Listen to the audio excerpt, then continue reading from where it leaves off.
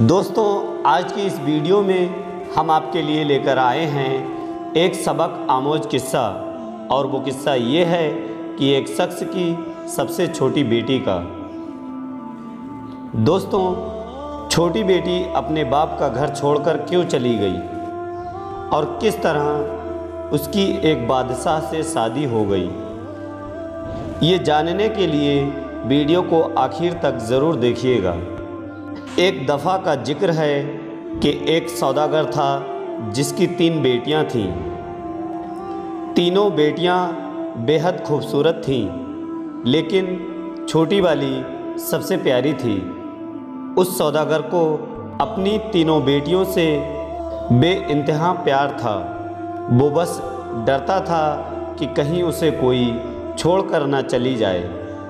इसलिए एक दिन सौदागर ने फैसला किया कि वो अपनी बेटियों से पूछेगा कि वो मुझसे कितनी मोहब्बत करती हैं। यही सोचते हुए अपने सबसे बड़ी बेटी के पास गया और पूछा, बेटी तुम मुझसे कितनी मोहब्बत करती हो? तो ये सुनकर बड़ी बेटी ने जवाब दिया, बाबा जान, मैं आपसे अपनी जान से बढ़कर मोहब्बत करती हूँ। तो उसका बाप ये सुनकर बेहद खुश हुआ और अपनी बेटी को कीमती हार इनाम में दिया। इसके बाद वो अपनी दूसरी बेटी के पास गया और उससे भी यही सवाल किया कि बेटी तुम मुझसे कितनी मोहब्बत करती हो? तो उसकी बेटी ने जवाब दिया कि बाबा जान, मैं आपको इस दुनिया में सबसे ज़्यादा चाहती हूँ। बाप बेटी का जवाब सुनकर बहुत खुश हुआ और उसे बहुत से सोने की अशर्फियाँ दी।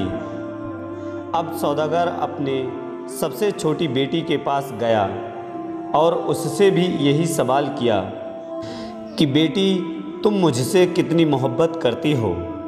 उस सौदागर की सबसे छोटी बेटी ने जवाब दिया कि नमक के बराबर। बेटी का ये जवाब सुनकर बाप को बहुत गुस्सा आया कि नमक तो इंतहाई सस्ती और मामूली सी चीज़ है, ये मुझसे सिर्फ इतना ही प्यार करती है। और फिर सौदागर ने उसे बहुत डांटा और गुस्से में ये भी कह दिया कि मुझे पता है एक दिन तुम मुझे छोड़कर चली जाओगी, इसलिए बेहतर ये है कि अभी से इस घर से चली जाओ।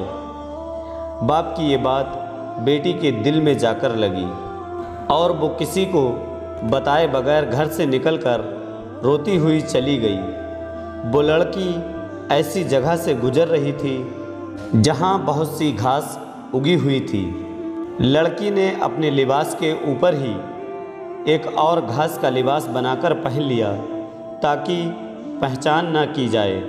इसके बाद वो बादशाह के महल के पास जाकर रुकी और बाहर खड़े सिपाहियों से कहने लगी कि सुनो, मुझे कुछ काम की ज़रूरत है, क्या तुम मुझे काम पर रख लोगे?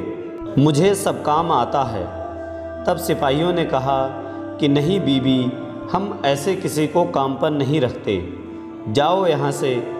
तो लड़की उदास हुई लेकिन फिर से इसरार करने लगी, देखो मुझे काम की बहुत ज़रूरत है, मेरे लायक तो कोई काम होगा महल में। इससे पहले कि सिपाही इनकार करता, एक बावर्ची उनके पास आकर खड़ा हो गया। उसने शायद लड़की की बात सुन ली थी। उसे लड़की पर बहुत तरस आया, इसलिए उसने लड़की को अपने साथ रख लिया। बावर्ची ने उसे सारे काम समझाए और उसके सोने की जगह भी दिखा दी जहां और भी औरतें थीं। किसी को उस लड़की का नाम भी मालूम न था, तो उसका घास वाला लिबास देखकर उसका नाम घसियारिन रख दिया। अगले दिन महल में हलचल मची कि बादशाह एक बहुत बड़ी तकरीब का निकाहत कर रहे हैं, उसमें हर कोई शरीक हो सकता है। तमाम मुलाजिमा औरतें अपने आप को संवारने में लग गईं। जब तकरीब का दिन आया तो घसियारिन वहाँ जाने से इनकार कर दिया और कहा कि मेरी तबीयत ठीक नहीं। आखिर सब उसे आराम का कहकर चले गए और कुछ ही देर बाद घसियारिन उठी अपना घास वाला लिबास उतार कर और एक खूबसूरत पोशाक पहन ली जो वो अपने साथ लेकर आई थी। फिर उस तकरीब में चली गई। वो इतनी ज़्यादा खूबसूरत लग रही थी कि तमाम हाज़रीनों की नज़र उसी पर टिकी थी। हर कोई ताज्जुब में था कि ये इतनी हसीन लड़की कौन है। वहाँ पर बादशाह का बेटा भी मौजूद था। वो जब इस हसीन लड़की को देखा तो देखता ही रह गया और उस शहज़ादे ने पूरी तकरीब उस घसियारिन के साथ गुजार दी। शहज़ादे ने किसी की तरफ आंख उठाकर भी न देखा। घसियारिन बिना किसी की नज़रों में आए बगैर महल में वापस आ गई। अगले दिन औरतों ने कहा कि तुम्हें वहाँ होना चाहिए था। कल बादशाह का बेटा एक हसीना पर लट्टू हो गया। और सारा वक्त उसी के साथ रहा। घसियारिन बज़ाहिर उदास सी हुई और कहा, काश मैं भी जा सकती। और फिर कुछ दिनों बाद बादशाह ने फिर एक तकरीर रखी। इस बार भी घसियारिन ने यही बहाना लगाया कि उसकी तबीयत ठीक नहीं तो वो जा नहीं सकती।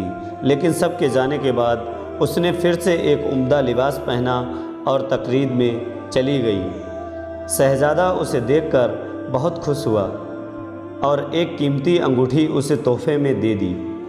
घसियारिन फिर से तकरीर ख़त्म होने से पहले ही वो महल में वापस आ गई। दूसरी तरफ बादशाह का बेटा इस सौदागर की छोटी बेटी पर फ़िदा होकर रह गया था। उसने फ़ैसला किया था कि वो अपने बाप से इस लड़की का जिक्र ज़रूर करेगा। और जब अगली तकरीर शहज़ादे ने खुद जानबूझकर रखवाई ताकि वो उस लड़की से मिल सके, लेकिन इस बार घसियारिन नहीं आई। शहज़ादा बहुत उदास हुआ। शहज़ादे को घसियारिन के बारे में कुछ भी मालूम न था, इसलिए वो परेशान हो रहा था कि उसका पता कैसे करे, किससे करे।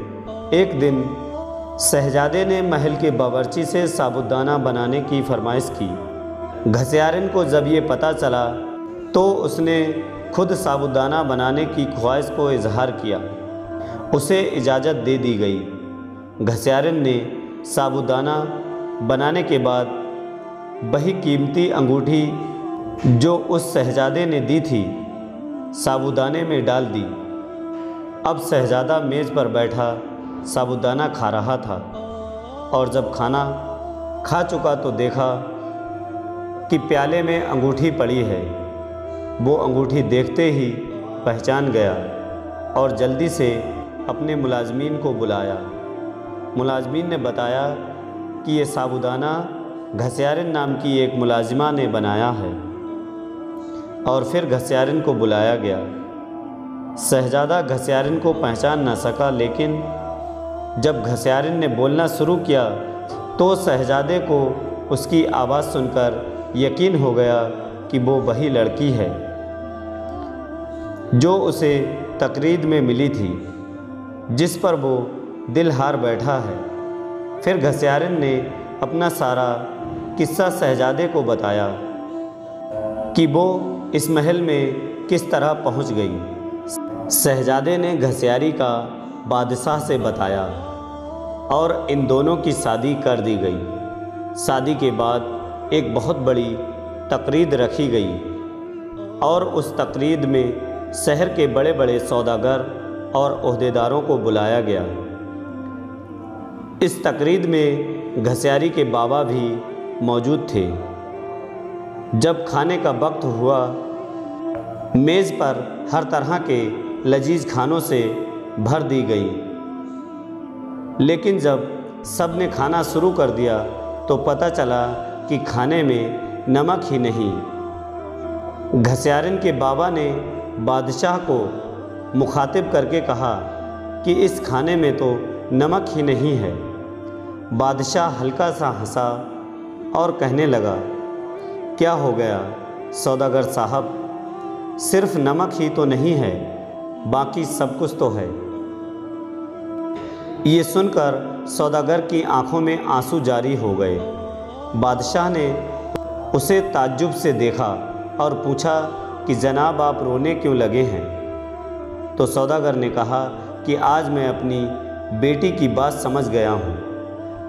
खाने में नमक ना हो तो खाने की चीज़ बदजायका हो जाती है, भले ही उस खाने में कितने भी कीमती मसाले क्यों ना पड़े हों, लेकिन नमक के बगैर खाना कुछ भी नहीं। फिर सौदागर ने अपना किस्सा बादशाह को सुनाया और कहा कि मेरी बेटी मुझसे नाराज़ होकर चली गई। मैंने उसे बहुत ढूंढा लेकिन वो नहीं मिली। मैं उसकी तरफ से बहुत परेशान रहता हूँ। सौदागर ने बादशाह को अपनी बेटी का हुलिया बताया तो बादशाह ने घसियारिन को बुलाया तो अपनी बेटी को देखकर बाप को खुशी का ठिकाना नहीं रहा। सौदागर ने अपनी बेटी को गले से लगाया और माफ़ी मांगने लगा। दोस्तों, वीडियो अच्छी लगे तो वीडियो को दिल से लाइक करके आगे शेयर ज़रूर करना।